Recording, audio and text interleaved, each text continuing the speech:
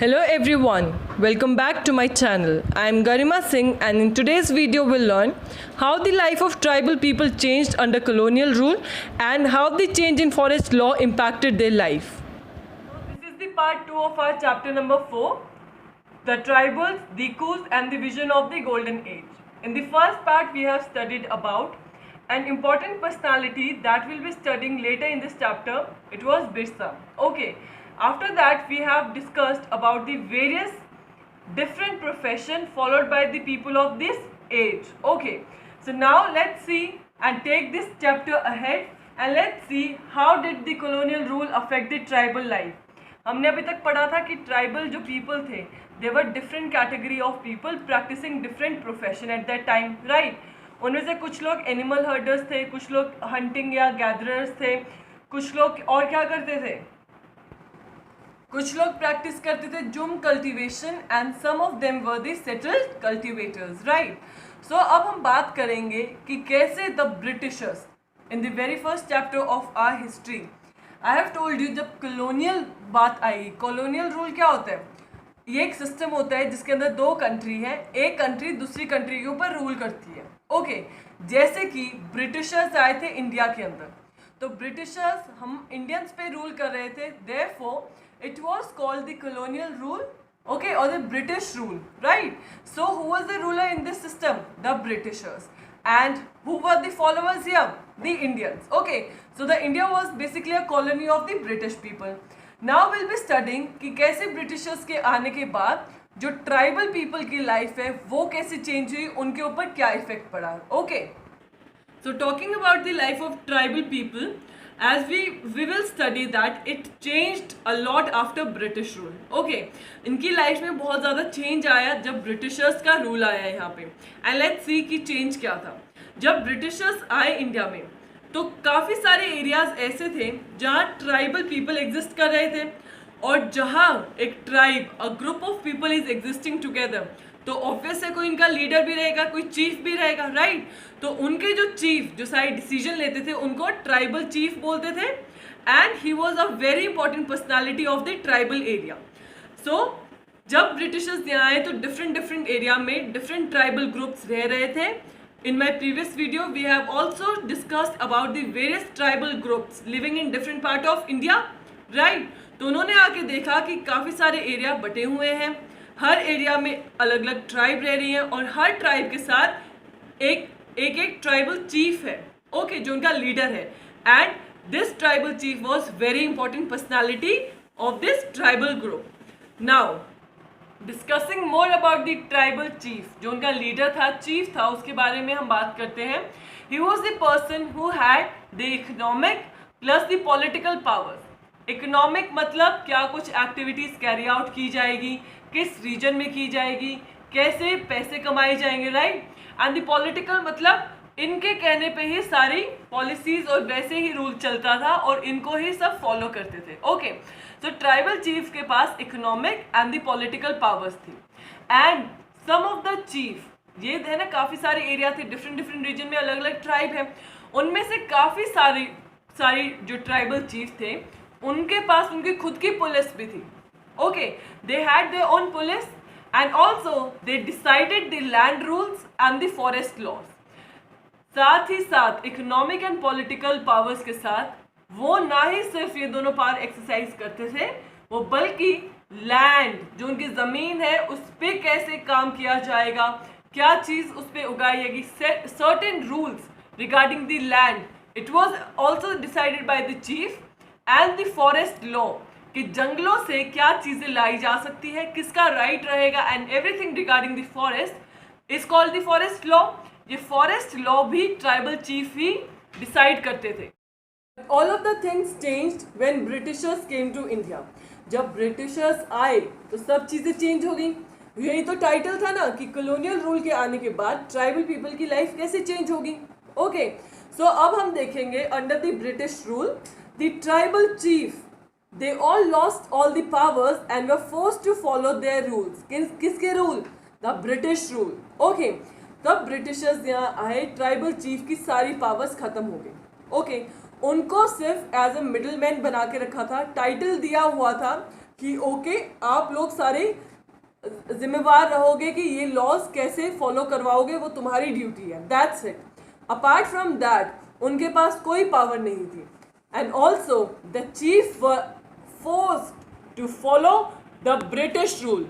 उनके खुद के तो रूल खत्म, लॉज खत्म, अब किसके कहने पे चलेंगे? वो ब्रिटिशर्स के कहने पे चलेंगे। Okay, and due to this they were unable to fulfil their traditional functions. जो उनकी पुरानी सभ्यता थी, जो इतने टाइम से वो प्रैक्टिस करते आ रहे थे, इनके रूल की वजह से they were even failing to fulfil their traditional function और traditional aspect of their tribe. Okay, so till now we have seen how the life of tribal people changed. Okay, so you must be thinking, what about shifting cultivation? Shifting cultivation क्या थी? जगह जगह तब वो घूम घूम के patches पे तब अपनी फार्मिंग कल्टीवेट करते थे, राइट? सो अब शिफ्टिंग कल्टीवेशन के कॉन्सेप्ट के साथ क्या होगा? So let's see, when the Britishers came they were very uncomfortable with the movement of the people from one place to another. मतलब कि जो ब्रिटिशर्स थे उनको शिफ्टिंग कल्टीवेशन का कॉन्सेप्ट कुछ खास पसंद नहीं था, ना ही समझ में आ रहा था। ओके, उनका मानना था कि लोगों को एक जगह से दूसरी जगह नहीं मूव करना चाहिए, rather they wanted to settle them at one place as peasants और कल्टिवेटर्स। वो चाहते थे वो जगह जगह ना घूमें। शिफ्टिंग कल्टीवेशन में क्या है? एक छोटी सी पैच ऑफ लैंड को वो सिलेक्ट करते थे, ट्रीज कट डाउन करते थे, क्रॉप्स उगाते थे, हार्वेस्ट के बाद वो उसको छोड़ के नेक्स्ट पैच ऑफ लैंड पे शिफ्ट हो जाते थे, राइट? तो एक जगह से दूसरी जगह मूव कर रहे थे और एग्रीकल्चर एक्टिविटीज प्रैक्टिस कर रहे थे। लेकिन ब्रिटिशर्स वर नॉट कंफर्टेबल, उनको नहीं समझ में आ रहा था ये। Rather they wanted them to settle down, भाई एक जगह वो बस जाए एज पीजेंट्स, एज फार्मर्स और एज कल्टिवेटर्स। ओके, नाउ आज सोच रहे होंगे कि why were the Britishers uncomfortable with the concept of shifting cultivation, right? It was because अगर आप इमेजिन करो, एक तो ग्रुप ऑफ पीपल है जो कभी किसी जगह रह रहे हैं, कभी अगले कुछ दिनों में कहीं और चला जाएगा। Will it be easier for the government to administer them और कंट्रोल देम? नो, क्योंकि उनका कोई एक परमानेंट बेस नहीं है। कल को कुछ भी बात होती है तो गवर्नमेंट कहाँ ढूंढती फिरे उसको। ओके, सेम रीजन यहाँ ब्रिटिशर्स के साथ था। They were feeling very uncomfortable with the movement of the people. It was because it was very difficult for them to administer and control the movement of the people. Okay, अगर लोग एक जगह दूसरी जगह जाते रहेंगे तो वो अपना कंट्रोल और अपना रूल कैसे उन पे लागू कर पाएंगे? Okay, as the settled people were more easy to control and administer as compared to the people moving from one place to another. Okay, so as we all know, the Britishers were very clever and they always had a solution to settle down the things. तो यहाँ भी उनके पास एक नया plan था। Okay, तो लोगों को कैसे मनवाए कि एक ही जगह वो सेटल डाउन हो जाए? उन्होंने क्या किया? उन्होंने लैंड सेटलमेंट सिस्टम इंट्रोड्यूस किया। लैंड सेटलमेंट मतलब अगर आप एक ही जगह पे रह के बस रहे हो, okay, you are staying at one particular place, तो आपकी लैंड मेजर की जाएगी, पहले ज़मीन को नापा जाएगा। Okay, after that according to the land they will define the individual right. Land measure कर ली, इतने एरिया में सपोज एक ट्राइबल ग्रुप रह रहा है। ओके, तो वो लैंड मेजर की, डिवाइड की, इंडिविजुअल को बताया इतना इतना हिस्सा तुम्हारा है। After defining the individual right, अब वो क्या करते थे? They used to fix the revenue demand for the state.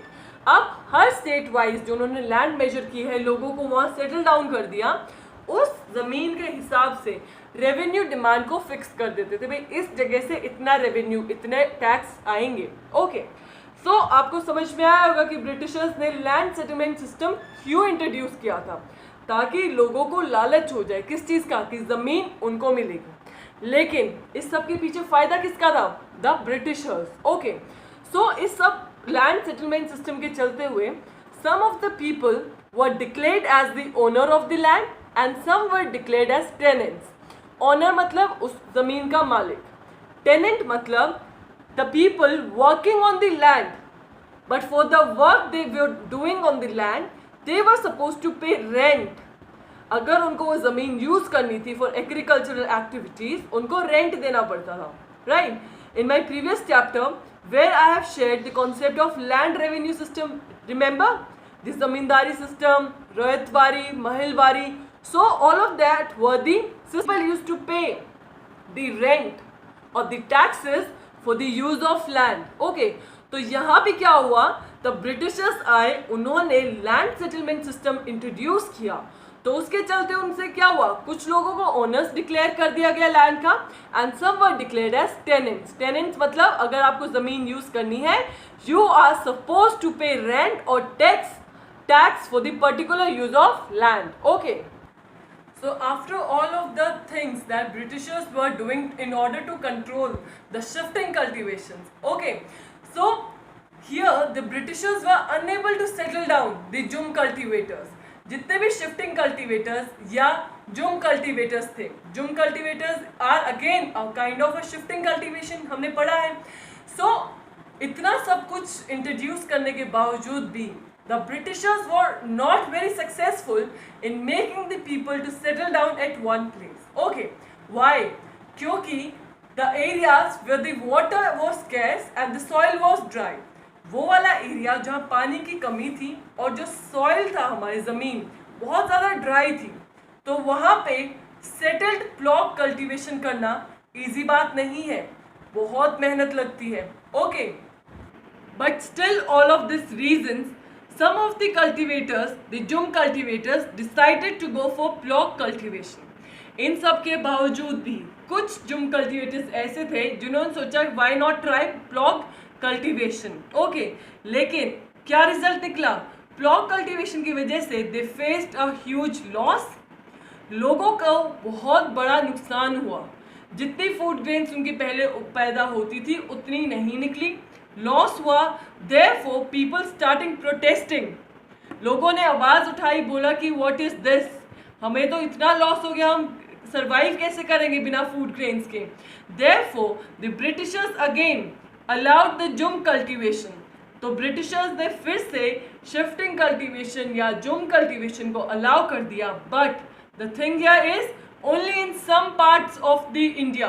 Okay, लेकिन कुछ ही रीजन्स में अलाउ किया, and some of the region out of which where the jhum cultivation was allowed, it was the north eastern part of our nation. Okay, so next will see the forest law and impact. हमने पढ़ा था ना, जो tribal chief था उसके पास forest law भी रहते थे.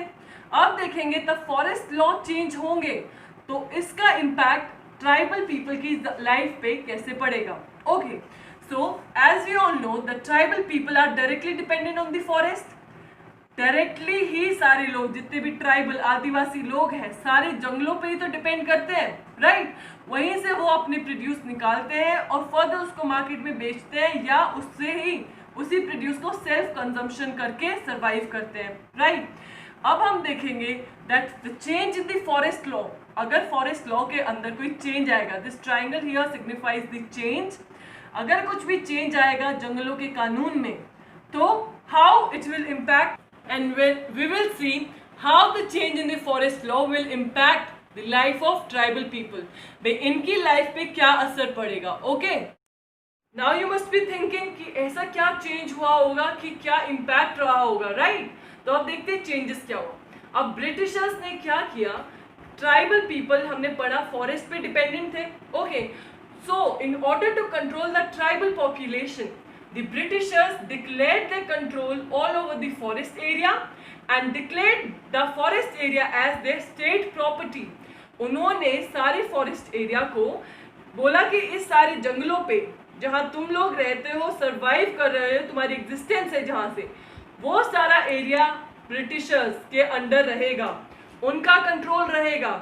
And these forest are the state property of Britishers. ये हमारे राज्य की प्रॉपर्टी है, ये ब्रिटिशर्स की प्रॉपर्टी हुई. And due to this classification some of the land was declared as reserved forest.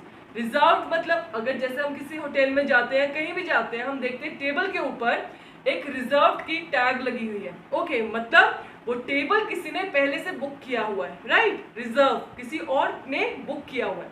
Similarly reserve the forest, यहाँ ब्रिटिशर्स ने अपना रूल कंट्रोल डिक्लेयर कर दिया फॉरेस्ट के ऊपर एज स्टेट प्रॉपर्टी, और कुछ फॉरेस्ट को उन्होंने रिजर्व फॉरेस्ट भी डिक्लेयर कर दिया कि यहाँ विदाउट आर परमिशन कोई नहीं आ जा सकता है. Okay, and these reserve forest were the forest from which they used to get the produce of timber. Timber एक लकड़ी की टाइप है. ओके, टिम्बर से बहुत कुछ चीजें बन सकती है, like furniture and etcetera. Okay, so इस क्वालिटी ऑफ वुड को लेने के लिए, लकड़ी को लेने के लिए फॉरेस्ट को उन्होंने रिजर्व फॉरेस्ट कर दिया, ताकि जितना भी टिम्बर प्रोड्यूस हो वो सारा प्रॉफिट ब्रिटिशर्स को हो और कोई उससे गेन ना कर पाए. ओके, अब इसके चलते क्या हुआ, ये जो रिजर्व फॉरेस्ट थे हमारे, वहाँ पे ये जो जुम कल्टीवेटर्स थे जो शिफ्टिंग कल्टीवेशन प्रैक्टिस कर रहे थे, even those people were not allowed, they were not allowed to move freely, collect fruits और हंट एनिमल. ये जो रिजर्व फॉरेस्ट वाला एरिया है, यहाँ जुम कल्टीवेटर्स का भी जाना मना था. ना तो वो वहाँ जाके कल्टीवेशन कर सकते थे, ना कोई फ्रूट्स या कुछ और कलेक्ट कर सकते वहाँ से, ना ही एनिमल हंटिंग कैरी आउट कर सकते थे. Okay, and due to all of this we have also noticed that many of the people who were living in the forest were forced to move out to other parts in search of work. तो इस सब चीज़ के चलते, Britishers की new laws के चलते, in fact जो लोग वहाँ रह रहे थे उन फॉरेस्ट में, उनको फोर्स किया गया कि तुम ये जंगल छोड़ के कहीं और अपना ठिकाना ढूंढ लो और look for some other work, ताकि तुम सर्वाइव कर सको. ओके, सो ये सब चल ही रहा था, चेंजेस हुए, आपने देखा क्या क्या बदलाव आए.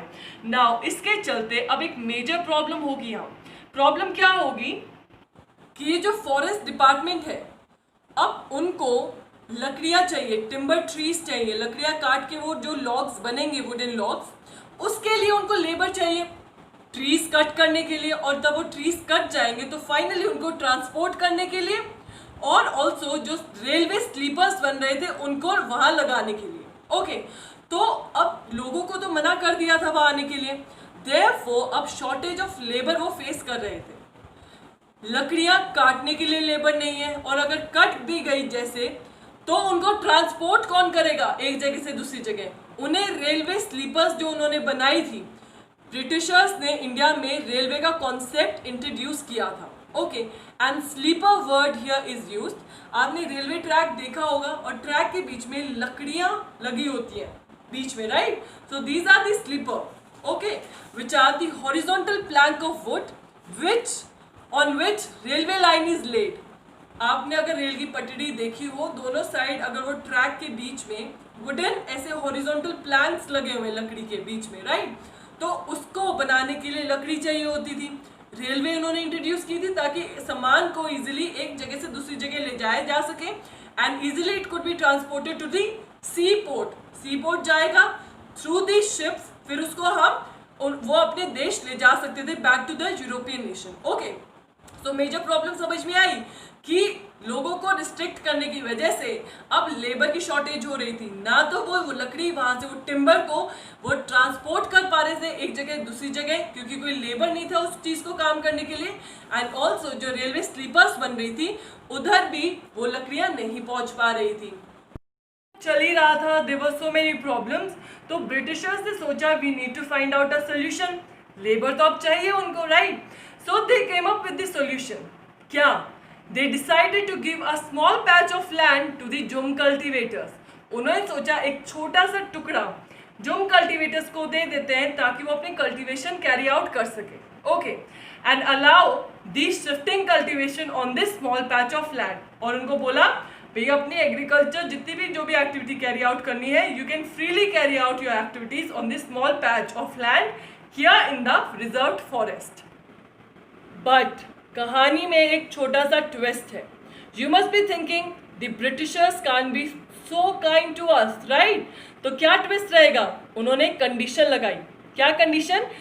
अगर तुम्हें इस स्मॉल पैच ऑफ लैंड पे फॉरेस्ट में रह के जुम कल्टीवेशन प्रैक्टिस करनी है, तो कंडीशन क्या है? The people living in the forest will provide them with the labour.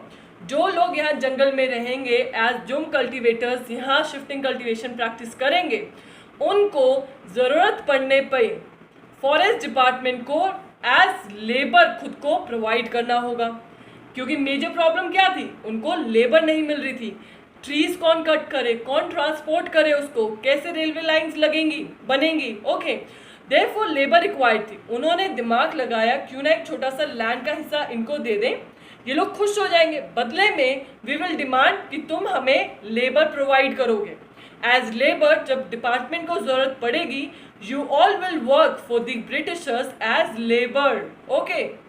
Also अगर तुम फॉरेस्ट में रहोगे, ये तुम्हारी ड्यूटी होगी to look after the forest. जंगल पे ध्यान तुम रखोगे, चाहे कंट्रोल हमारा है, सारा प्रोड्यूस जो निकलेगा टिम्बर ट्रीज का वो सब हम ले जाएंगे, लेकिन देखभाल कौन करेगा, the tribal people, okay. And also the regular cutting of trees and supplying the wood to the different places. So you will make sure कि हमारे पास labor हो, और you guys will work as labor but at a very cheap rate, बहुत ही सस्ते दाम पे भी काम करोगे, ओके। सो ये उन्होंने सोल्यूशन निकाला। अब आप सोच रहे होंगे तो ट्राइबल लोगों ने क्या किया, उनका क्या रिएक्शन रहा होगा। So let's see the effect of change in the forest law. Talking about the effect of the change of this law, many tribal group reacted against the law. जो ट्राइबल ग्रुप जो थे, जो रह रहे थे आदिवासी, उन्होंने रिएक्शन दिया against, उसके खिलाफ रिएक्शन दिया कि कैसा कानून है, हमारी ज़मीन हमसे ही छीनी जा रही है और फिर हम पे ही कंडीशन लगाई जा रही है, अगर हमें यहाँ रहना है तो हमें ये कंडीशन फुलफिल करनी पड़ेगी। So tribal people were now against the rule, okay, new rule, and they disobeyed the rules, continued their practice and declared the law illegal. उन्होंने बोला हम ये कोई रूल नहीं मानते हैं, हमारी ज़मीन, हम यहाँ रहते आ रहे हैं, हम क्यों माने इस रूल को, हम अपनी प्रैक्टिस जो है हमारी जुम कल्टीवेशन की, हम प्रैक्टिस जारी रखेंगे, वैसे ही रहेंगे। एंड बोला ये जो तुमने लॉ, नया लॉ बनाया है फॉरेस्ट लॉ, ये इलीगल है, हम नहीं मानते इसको, ओके। सो इस दौरान हमने देखा कि हम बहुत सारे रिवॉल्ट असम रीजन में देखेंगे, सेंट्रल प्रोविंसेस में देखेंगे। सो इन 1906 इस सब के चलते हमने एक रिवॉल्ट ऑफ संगम देखा इन 1906 इन असम, और ऑल्सो इन 1930 हम फॉरेस्ट सत्याग्रह देखेंगे सेंट्रल प्रोविंस ऑफ इंडिया में, okay. So these are the example of the revolt against the forest law. So that's it for today's video, guys. Thank you for watching Economics Window by Garima Singh. And if you really like this video and enjoy watching the fun facts, then do not hesitate to press in the thumbs up icon. And also do not forget to like, share and subscribe and help us grow each day. Thank you so much.